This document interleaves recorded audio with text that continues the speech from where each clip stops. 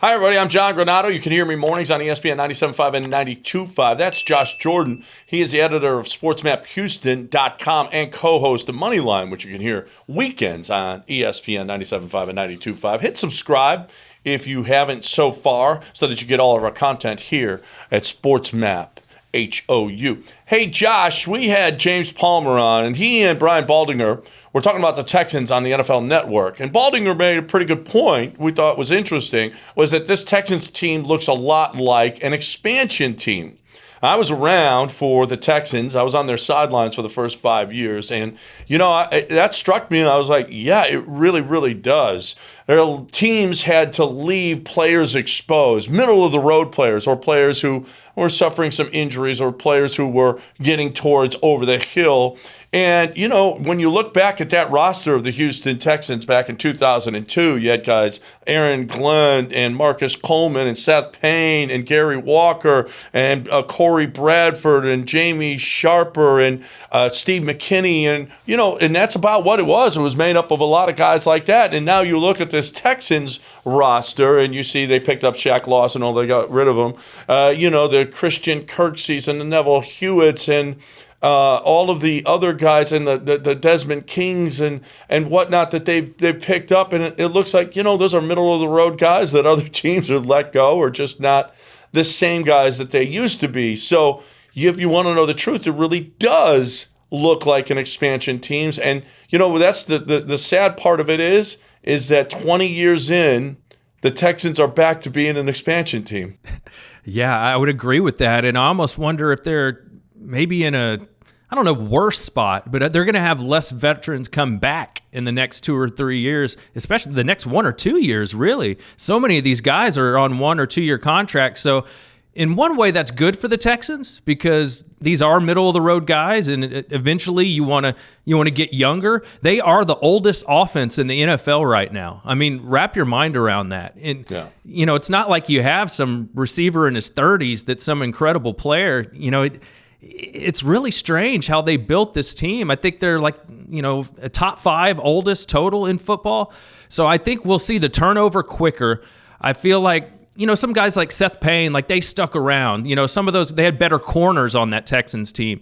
This Texans team, the corners after this Bradley Roby trade, it is going to be ugly, man. Like this defense is really going to struggle, but that's what we signed up for. They want to get a top draft pick here. I was starting to worry a little bit that maybe they'd win too many games. But now that they made the Bradley Roby trade, I don't think that's going to be a problem. But I could definitely see that. A lot of veteran players, and Caserio spoke about it. He wanted some veteran guys to kind of show the young guys how to do things. They keep bringing up, we want to bring in good people. That's one of the first things they bring up. And with the young team, that makes sense. You want good mentors. Well, and they want to get away from, the Bill O'Brien team. They want a culture. That's why Bradley Roby had to go. Even though you're paying $7 million of his contract, they just wanted him out of the building because they want to start fresh. They don't want any of that element in the building. Bradley Roby had a reputation of being that kind of guy. The difference between that 2002 team and this team is that you had more young players. And it took a little while. You picked up the Chester Pitt, the David Carr you thought was a franchise quarterback. You're going to have to do that next year, and hopefully you do a better job than David Carr. But you picked up the Fred Wearies, and you picked up the Chester Pitts, and you picked up Andre Johnson, which was a really good pick early on.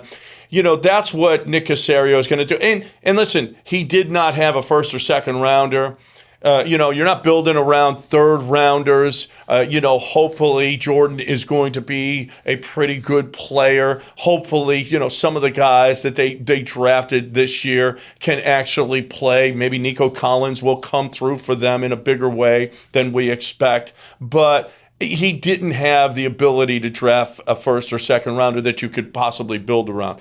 So listen, it would have been a way to go about it to get young, undrafted free agents in here. You're going to lose anyway. Let's see if those guys can play. Start with a basis of young players as opposed to these older guys that are only going to be here for a year or two. Or try to make do right now, establish a culture with these guys here, and then build through that draft and hopefully pick up some guys, young players that you can be the base of your organization going forward. I agree with that totally. I think we've seen Vernon Hargraves enough from last year, and now it looks like he'll be a starter. Why not give some young undrafted free agent an opportunity and see if he develops into something? That makes a lot of sense to me. The one thing I worry about a little bit is, what if there's not a quarterback worth taking in the top 5? We saw the David Carr pick didn't work out. He was out of a smaller college. I'm kind of worried that might happen again here for the Texans. Davis Mills, we'll see. But, he's a third-round pick. You can't think there's a great chance of that panning out. So, they really have to nail this draft, but it might be a draft where there's not a quarterback worth taking that high, but that's okay to me. The rest of this roster needs some upgrading. So if that quarterback's not there, then take the best player available. Yeah. Don't force it. Trade down. Get more picks. Get more first-round picks. Get as many first-rounders and whatnot that you can for Deshaun. Hopefully, this is just a one-year deal, that we're going through older Christian Kirksey's and Mark Ingrams and even Lindsey's and all of the guys that they've had to pick up, Andre Roberts, all of these guys that they've had to pick up just to fill out a roster. Hopefully this is just a short-term plan and this isn't Nick Caserio's long-term plan. I gotta believe that these moves that he's making, even picking up fourth-rounders that he's doing, third, fourth, fifth-rounders, and what he can get for Deshaun and where they'll be drafted after this miserable season, I gotta believe that this roster is going to go from oldest in 2 years. Hopefully it'll be the youngest in the league. One quick question, John. You were there with that team. Do you think this version of the Texans gets back to respectability quicker, or the original first-year Texans, do you think they got to respectability faster? This one will get there quicker. Okay. That one had a lot of problems. Dom Capers had to be gone. They had the number 1 overall pick in 2006. Hopefully you're not seeing a number 1 overall pick after this year for years and years to come. Too many times the Texans have had the number 1 overall pick with David Carr, Mario Williams, Jadeveon Clowney. Got to stop that trend. And you know what? It was a difficult time back then. They can do it much quicker now, especially with the Deshaun picks. You didn't have that then. You're going to have the Deshaun picks that are going to help you get better in a hurry.